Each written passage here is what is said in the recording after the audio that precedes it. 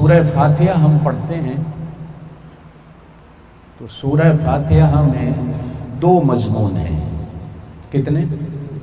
دو. کتنے؟ زور سے بولیے. ایک اللہ کی توحید کا ہے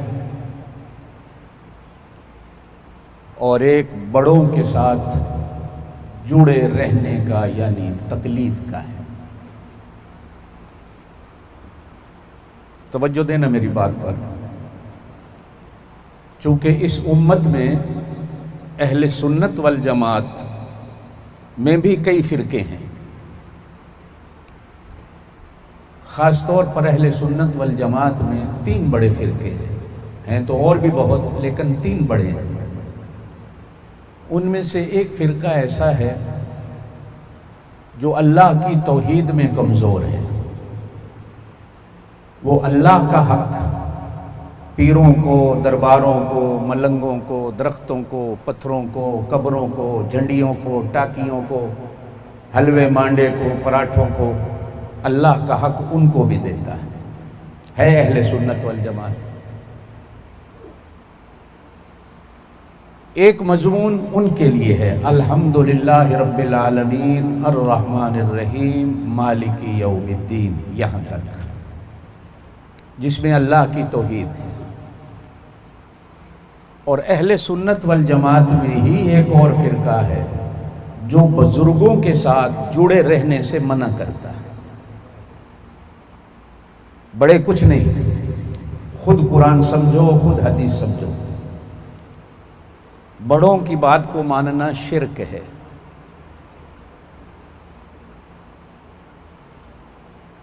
ہیں وہ بھی اہل سنت والجماعت. اللہ پاک بڑوں کی بات ماننے کے لیے اسی سورہ فاتحہ میں دوسرا مضمون ہے اہدنا الصراط المستقیم صراط الذین انعمت علیہم غیر المغضوب علیہم ولا الضالین. ان کے لیے بیان کیا گیا. سمجھ رہے میری بات سمجھ رہے ہیں نا؟ تیسری بات ایک اور درمیان میں، وہ ہے ایاک نعبد و ایاک نستعین. یہ بالکل الگ ہے.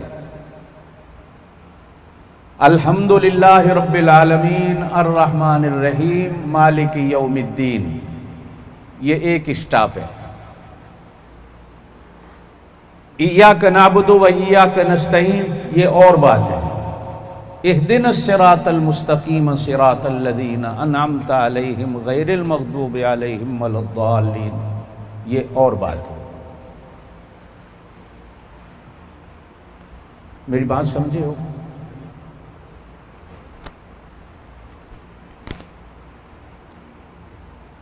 میں تفصیل میں نہیں جاؤں گا، میں حافظوں سے کہہ رہا ہوں.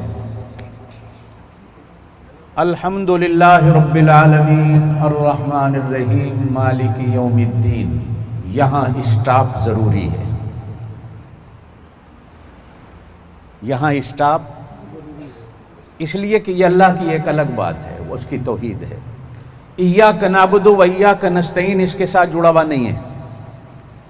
وہ حافظ حضرات مالک یوم الدین ایاک نعبد و ایاک نستعین، یہ بالکل خلط ملط ہو جاتی ہے. بات پوری ہو جاتی ہے مالک یوم الدین بس. اب ایاک نعبد و ایاک نستعین ایک الگ چیز ہے.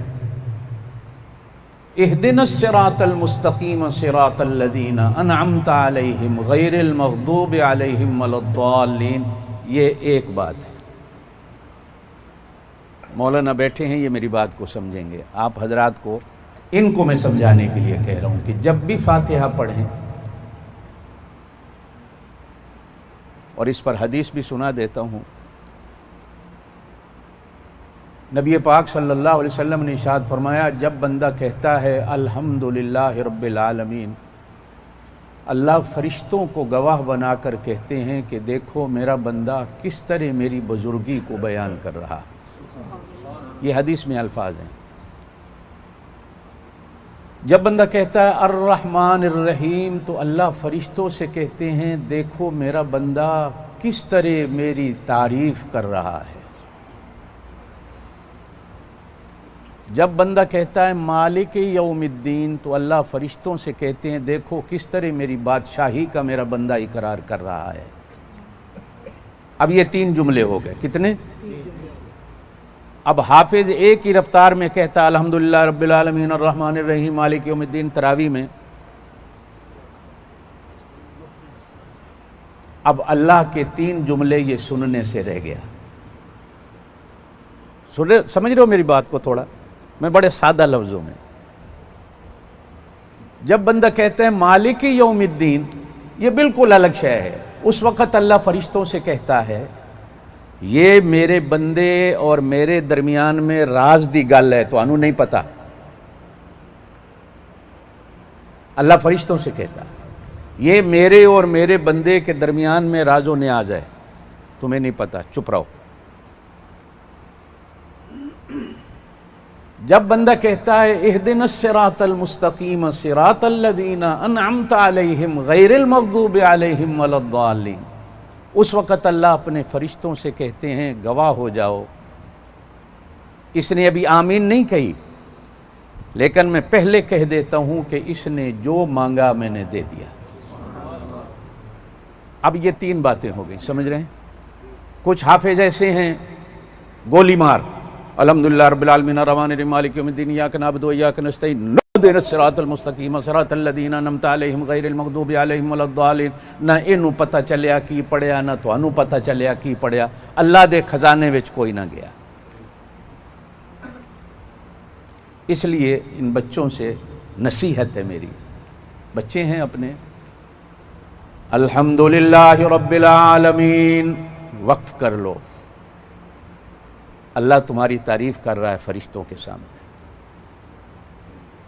الرحمن الرحیم ٹھہر جاؤ، اللہ فرشتوں کے سامنے تمہارا ذکر کر رہا ہے۔ مالک یوم الدین ٹھہر جاؤ، اللہ فرشتوں کے سامنے تمہارا نام لے کے تمہاری کہانی سنا رہا ہے۔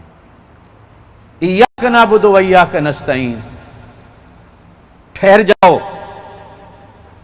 سمجھو کہ تمہارے اور تمہارے رب کے درمیان میں راز و نیاز کیا ہے۔